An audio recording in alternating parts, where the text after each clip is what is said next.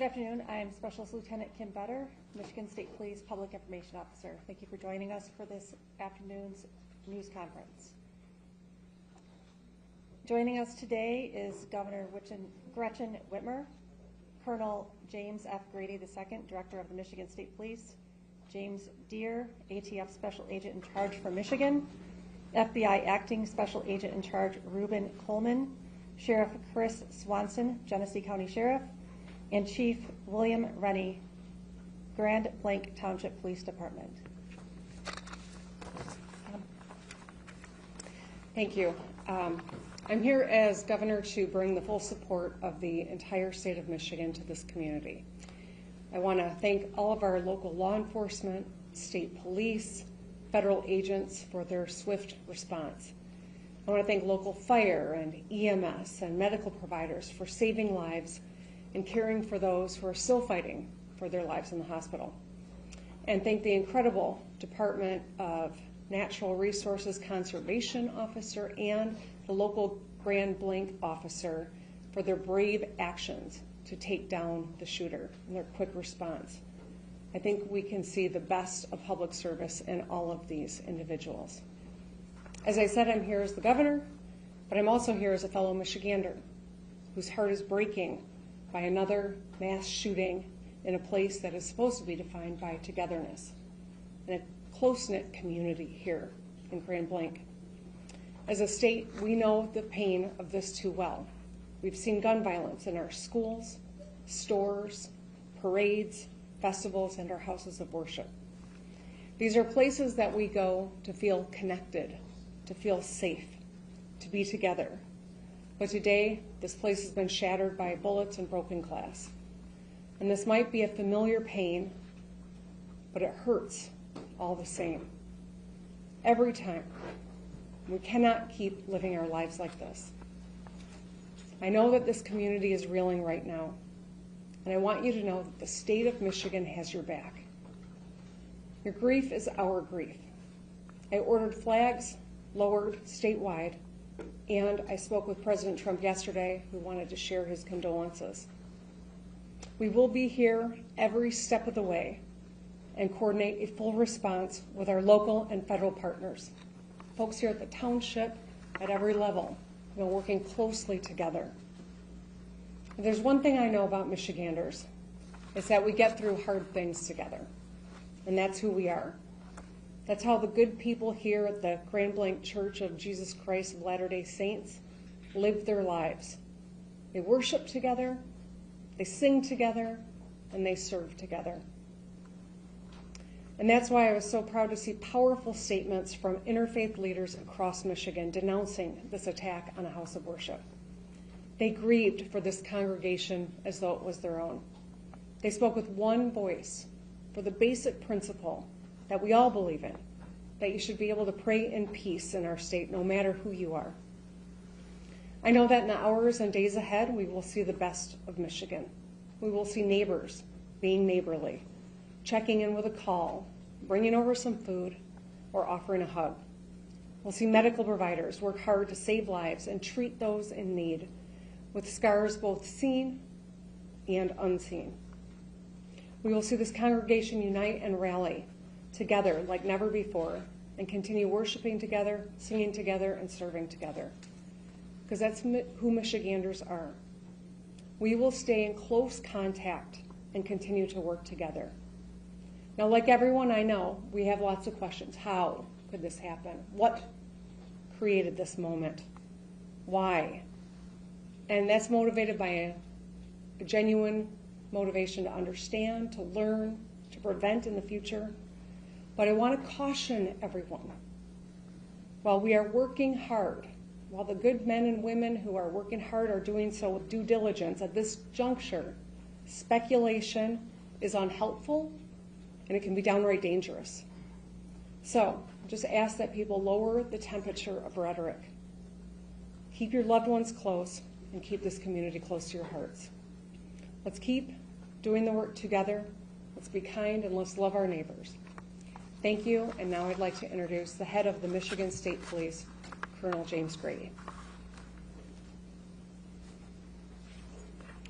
Thank you, Governor, and Good afternoon. This community has been greatly impacted by yesterday's events. We are offering our deepest condolences to those affected by this tragedy. This horrific event is something that this community has never experienced. It is important at this time that we come together to support one another in this time of grief. We stand ready and willing to assist both our local and federal partners with any additional needs as this investigation continues.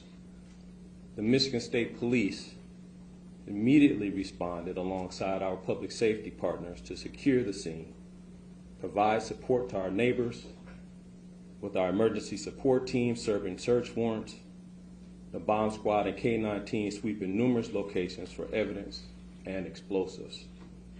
Additionally, our forensic science laboratories and our special investigation section continue to investigate the officer-involved shooting and work alongside our federal and local partners. I'd like to take a moment for everybody to remember that last year we put together an initiative called Stop the Plot. While we are committed to keeping our community safe, we also need your help. Again, it takes everybody. 53% of mass attacks leave a trail of clues leading up to them. And 2/3 of mass attackers elicited behavior that caused concerns. So we are asking our communities to stay vigilant, and if you see something suspicious, please contact local law enforcement or 911 immediately. We will keep the family in our prayers here at MSP as they continue to cover and we work together. Thank you for your time. Next up, we will have from the AT. Thank you. We will have ATS Special Agent in Charge for Michigan, James Deere. Good afternoon. My name is Jim Deere with ATF. I'm the Special Agent in Charge for ATF Michigan. On behalf of the men and women of ATF, I offer my deepest sympathy and condolences to this community and to the families affected by this tragedy, this horrific act of violence. There is no place in our society for this. There's absolutely no place. But it's become all too common, and as we know, we have become more and more desensitized. This community is hurting, and we are here to help them heal. As part of that healing process, ATF has brought in their national response team. This is a cadre of world-renowned investigators for arson and explosive incidents. They have been used all over the world, and they come from places as far as California, Hawaii, and they're here in Michigan now.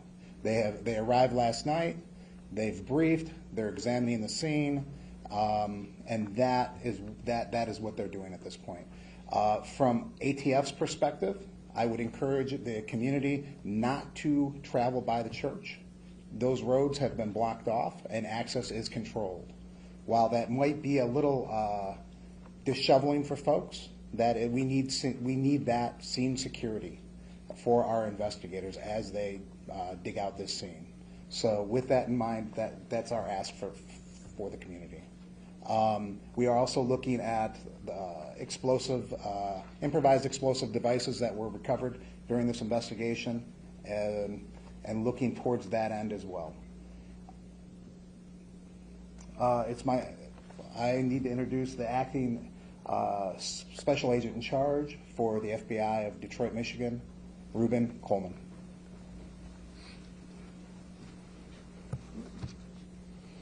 My name is Ruben Coleman. I'm acting Special Agent in Charge of FBI Detroit Field Office, which represents the entire state. At this time, we wanted to provide an update on our investigative efforts regarding yesterday's tragic shooting at the Church of Jesus Christ of Latter-day Saints in Grand Blanc, Michigan. First, I want to express my gratitude for all the cross-agency collaboration between our federal, state, and local partners. Their support has been outstanding and critical to this investigation. We are in lockstep with our partners as we continue to work through this.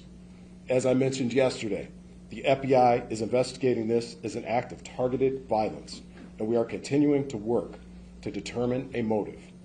In the past 24 hours, our investigative squads and specialty teams have been out all night, exhausting leads, some of which have been coming in from the public via tips. Our special agents, victim specialists, child advocate forensic interviewers, and local partners have interviewed over 100 victims and witnesses to date and are continuing to interview individuals as we speak. Our Evidence Response Team, or ERT, which is a specialized team of special agents, intelligence analysts, and professional staff, are trained to process crime scenes and collect evidence. They were out all night and continue processing the scene as we speak.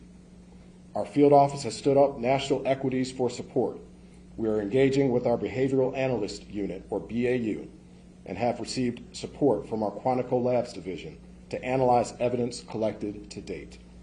We received assistance from our FBI field offices across the country to support this case and follow down leads. While our focus is on this investigation, we want to continue to keep the victims and their families in our thoughts as they navigate through this incredibly difficult time. Please continue to reach out to the FBI via 1-800-CALL-FBI or submit tips at tips.fbi.gov. Thank you. Chief?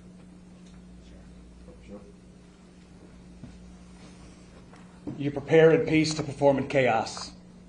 I saw it live. I saw what you trained for, what you planned for, and then reality hit yesterday morning on a bright sunny day when people went to worship.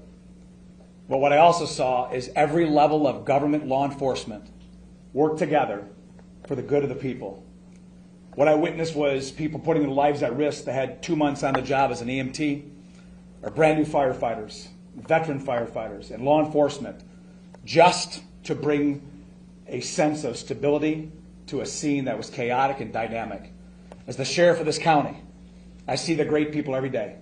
But I want this community to know that those ranks and those agencies that were mentioned before me, we worked together. We worked in concert, and we did the job. And there's more to do. I will tell you, the sheriff's office dedicated every county sheriff medic that we had available, patrol, investigators, we did interviews, emergency management, whatever the task was needed. The sheriff's office worked with everybody that you heard and many that you don't know to bring justice and also order to this scene.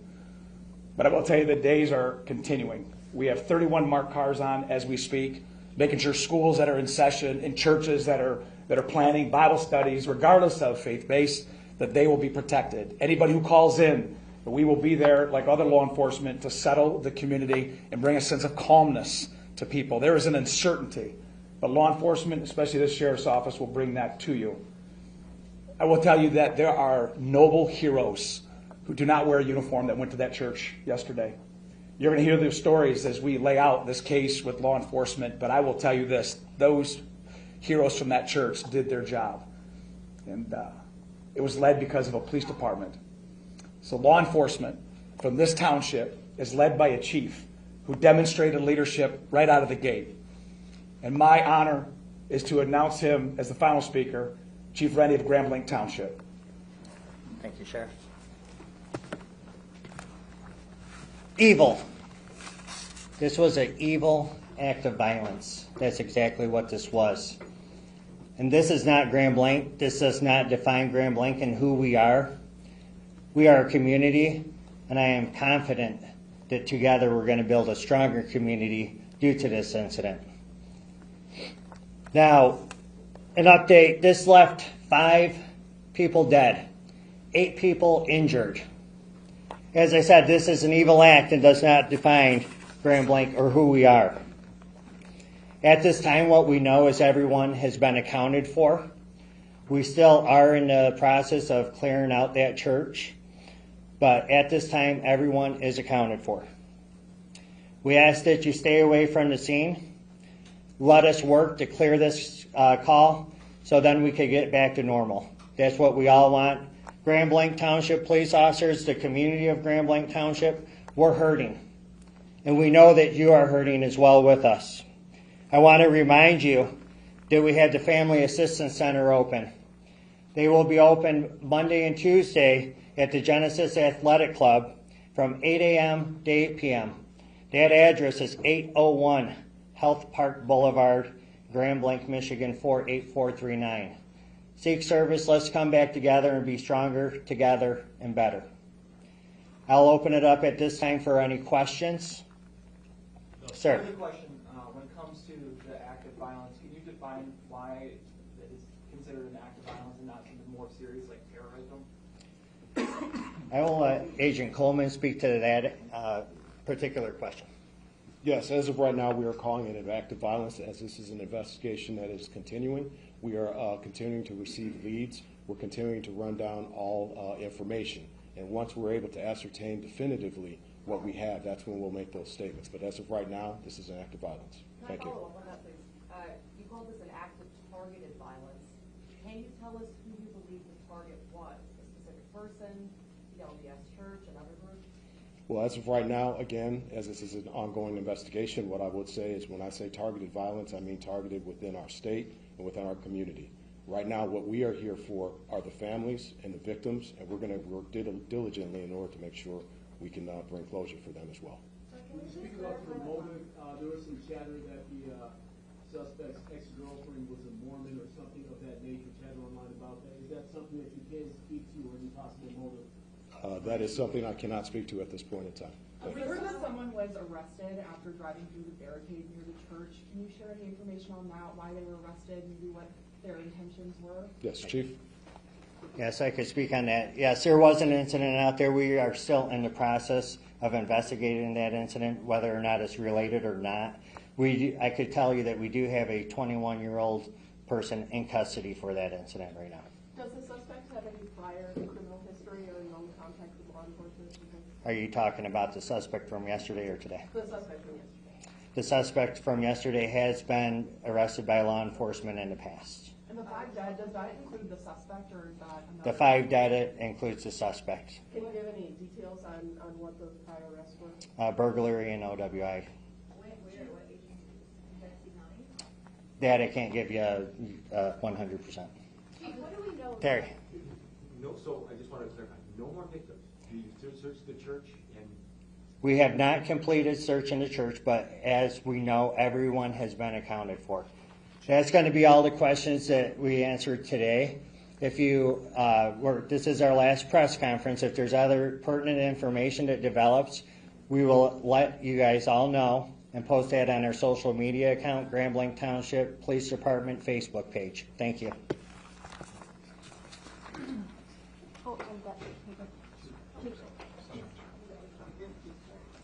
Sorry. I'd just like to note that Dr. Michael Danick, the Medical Chief of Staff from Henry Ford Genesis, will be available for questions after this news conference. He's here on the side of the room. Does anybody need any spelling of names? No? Would it be possible to just break them up right now? Sure. Yep. Can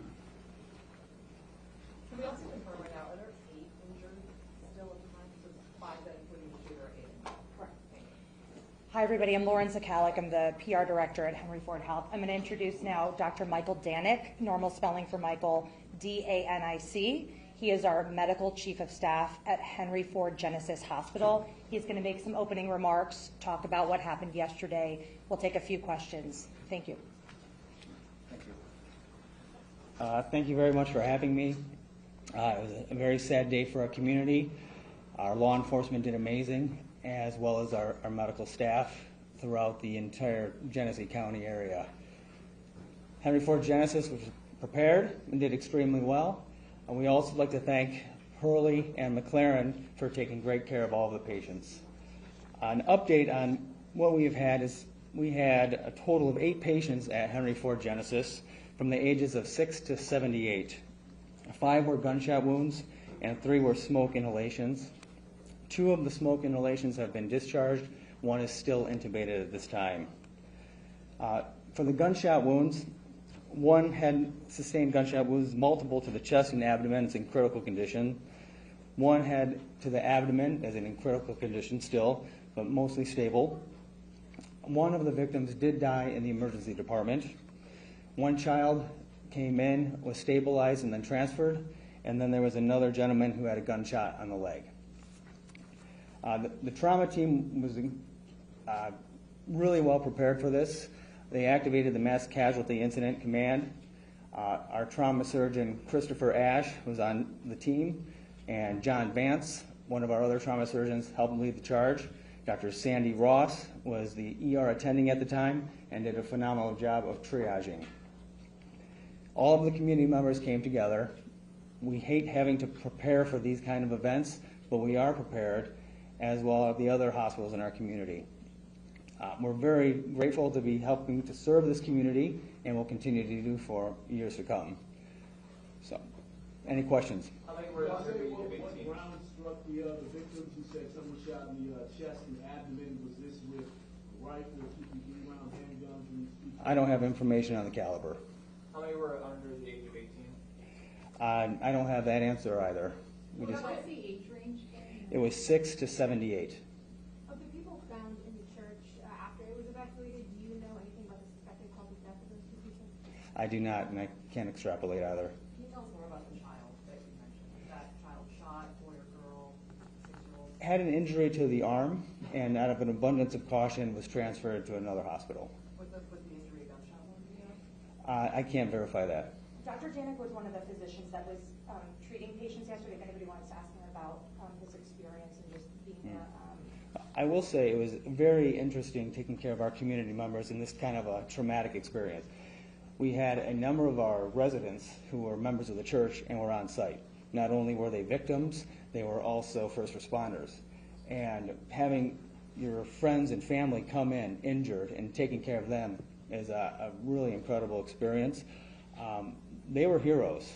Those on the scene were absolute heroes, going in and out of the fire to drag people out, helping each other take care of the victims on the scene.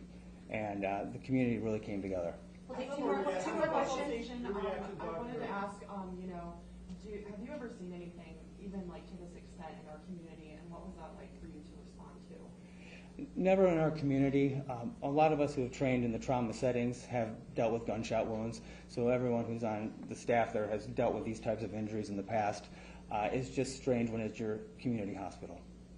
Last question. I understand there are some nurses that were on strike and wanted to help, but then were turned away. Are you able to talk a little bit about that? Yeah, we're very happy that the instinct was to help, and we have a great loving community, and the instinct was there, but I cannot comment on the work stoppage. All right, thank you. Sorry, Doctor, just quickly, when you said residents, you meant residents of the community, right? Resident physicians, those in training. Okay. Thank you. All right, thank you.